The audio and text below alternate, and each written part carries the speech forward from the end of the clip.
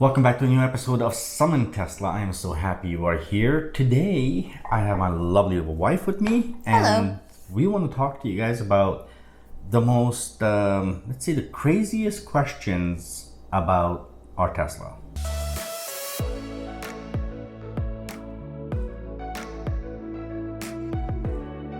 I think the number one craziest question that anybody gets asked would be, where do you fill up? Yes, I actually get that, but I will counter yours. I think the number one question that I get the most as far as Tesla go is, so is it all electric? And then I kind of go into that whole, I become sarcastic about it. I go, oh no, it's electric and hydrogen. I kind of leave it at that and let people kind of, it takes a while for people to kind of catch on and then like, oh, okay, that's not funny. But it's Tesla. How much range do you get? Yes, that question kills me because range is dependent on, well, from where? Like, do I have like 40% left? Or a lot of people are very range oriented. The word range comes up a lot. And honestly, it's really weird because for some reason my car is really, really good. I get more than what I'm supposed to get, even to this day. Your rating is higher than what it's rated at. Right. So to put that into perspective, my car's supposed to be doing around 500. I can do about 600K on a full charge. But then again, that depends on your driving style, right? Where do you charge? Where do you charge? That's a good one. I get that. Probably that's one of my other big ones. Yeah. But I mean, even when people talk to you about it, and like people come up and because lots of your friends and lots of people that know that we have a Tesla, they ask us that, and they ask you specifically. I don't know about you, but the way I do it is I try and explain to them. Okay, like I'll take out my phone and I'll show them like there's superchargers here, there's destination chargers there, there's just regular whatever, and then I tell them, well, I can also plug in at home, which is when things become very funny because they go, so what, like your phone? And I'm like, yes, exactly like my phone. I just plug it into the wall. And they're like, well, that's a long cord. I never get that. I get that a lot. That's a long cord. Yes, I live in an apartment and I bring it up the elevator. My cord travels with. I throw the cord out the window and go down a number of floors and plug it into my car. Yes, that's exactly what you do. But people are very weirded out about that. Oh, you can still plug it at home. Yeah. No, you get a lot of interesting questions, that's for sure. But one of the great things about the whole aspect of Tesla is we do get a lot of questions, and it just shows how many people are interested in Teslas.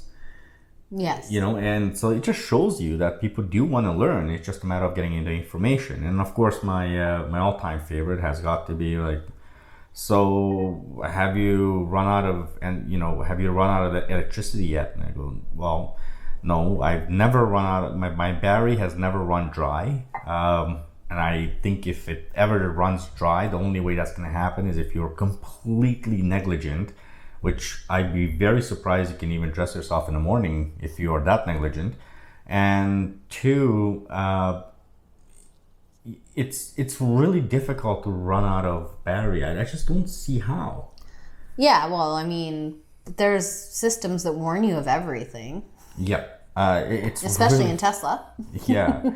I think the people's mentality when it comes to Teslas, we got a lot of questions, obviously. Yes.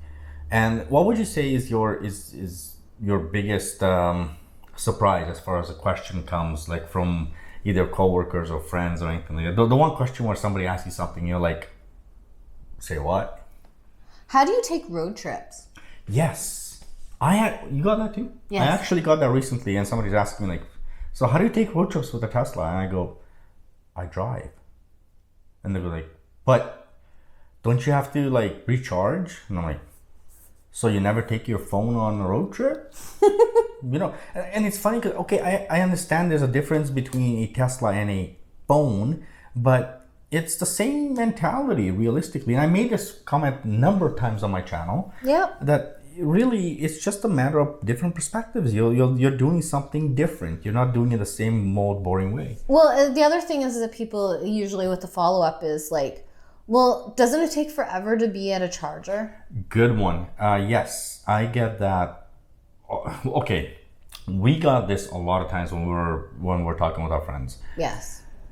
I still get this in the comments of this video a lot, and it's ridiculous because honestly, if you're at a supercharger, it doesn't take long at all. Listen, I am right now, we're at home, we're making this video, and my car is charging. So everything kind of has to be put into perspective, and it's so weird because I have to explain the smallest, minute details to people for them to understand, such as, well, it depends what you define long. If I am home at 6 o'clock in the afternoon and I'm not going to leave until tomorrow morning 6 o'clock, and I'm plugging it into a 110 outlet, that should give me approximately 14%, maybe even more, by tomorrow morning that I'm adding to my range. Yeah. So if I go into those minute details, then it becomes... Then you have to explain to them, because then they go, oh, but that's percentage. What about kilometers?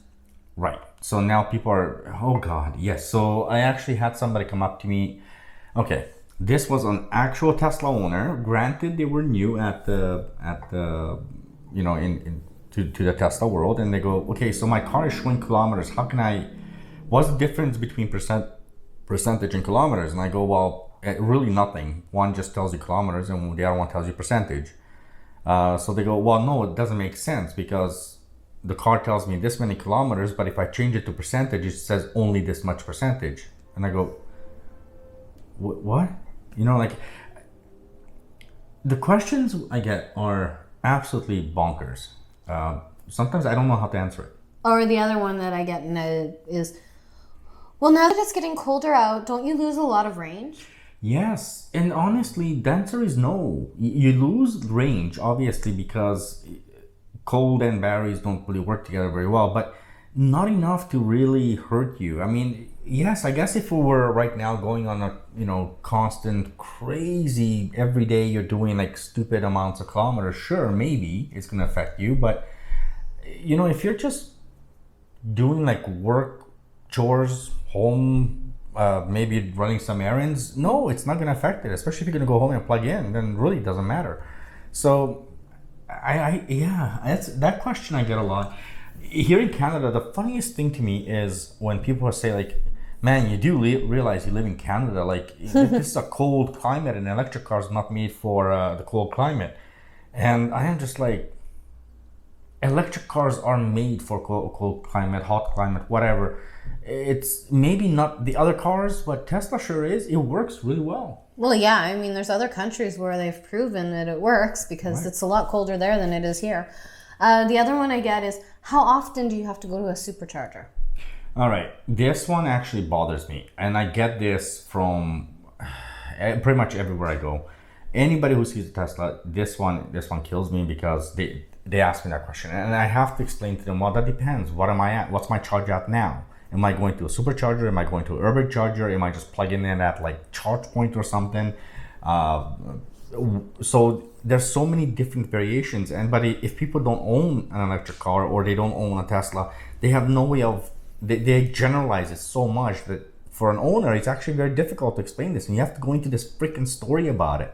I think you'd agree with that. Oh yeah, and it is. It's very dependent. I mean, and that's kind of like the same thing of people trying to understand the difference between a destination charger and an urban charger and a supercharger. Unless they own the vehicle, they don't understand the differences. And sometimes even the people that own the vehicles don't understand the differences. We have this happen at superchargers. Whenever we go to a supercharger, destination charger, and people are talking like, man, this supercharger is so slow. And I'm like, this is an urban charger. And they're like, it's a destination charger. No, sorry, I meant to say urban charger. So, and like, for example, when we go to Surrey, we stop by something. Yeah, those are urbans. So it's an urban charger. So it's 70 kilowatts, right? And that's the maximum, 70, 72. I've seen it as high as 74, I think. But so people come there like, man, I thought supercharger was supposed to be fast. And I'm like, this is not a supercharger. This is an urban charger. Like you go to Boston, for example, that's a supercharger. It's crazy. Yeah, that one is crazy. No, I've been told this is a supercharger. Like when people ask you a question and then they argue with you when you give them the answer, that drives me up the wall. Right? I feel like you need to have like a pamphlet. A pamphlet or like certain pictures in your phone at all times. And okay, this is what this is. We should do that.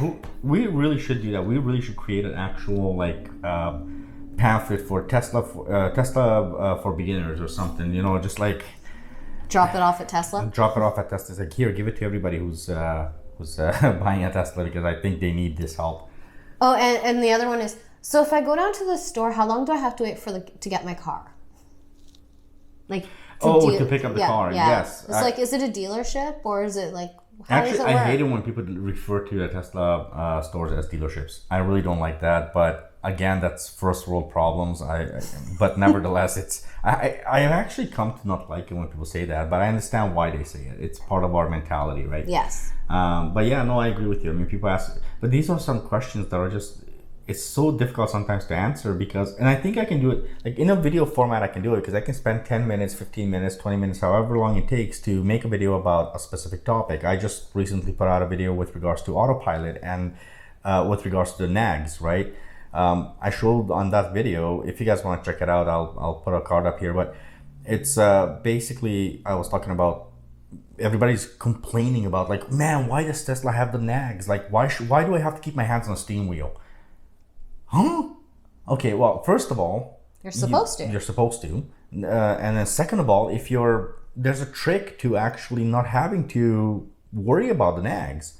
And again, if you guys want to check it out, the video is called Tesla, how to stop Tesla from nagging you, I think, or whatever it was. I make too many videos to remember all this stuff. But you know, the people ask me some crazy questions, and if I'm putting it into a video format, it's easier for me to answer than it is to like answer face to face when somebody comes up. So how long does it take you to charge a car? Well, because the other thing is when you're doing it as a video format, you're just able to give out all the information at once. Right. Whereas if you're telling it to somebody, I would keep interrupting you to ask you questions, or say, what about this, what about that? Kind of goes sideways, right? Because they start asking you multiple questions that are not relevant to each other. Yes. So then you're not even able to answer the first question before they come up with a second question that is, in their mind, it's relevant, but it actually has nothing to do one with the other. Because they don't understand the car. So of course it's relevant to them, but it's not relevant to what they're asking. All right, this is turning out to be a little bit longer video than I wanted. So what I'm going to do is I'm going to say thank you very much for watching. This is my wonderful wife. Thank you very much for being on this. And you're going to be on for part 2 of this? Yes, I will. All right. So we're going to film part 2 as well. And that should be out in a couple of days for you guys.